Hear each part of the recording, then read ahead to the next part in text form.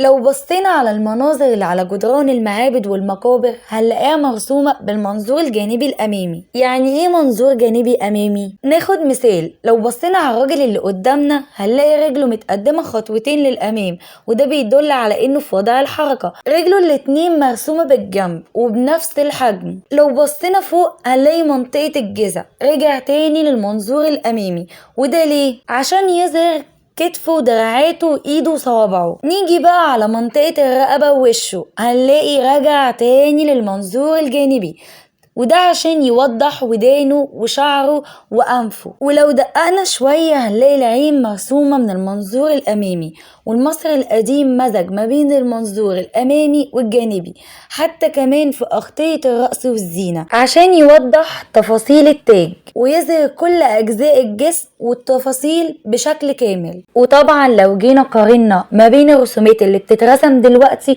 وما بين الرسومات اللي بتترسم أيام المصريين القدماء في فرق كبير جدا. هنلاقي المصري القديم ما رسمش أجزاء الجسم بوضعها الصحيح، لما لقيناه جمع ما بين المنظور الجانبي والأمامي في نفس الوقت. السبب هنا كان ديني. المصري القديم ما كانش غرضه يحكي الجسم البشري الحقيقي ويبين ويظهر جماله وتشريحه من منظور الصحيح، لا ده كان غرضه يبين أعضاء الجسم البشري بالكامل ويوضحه.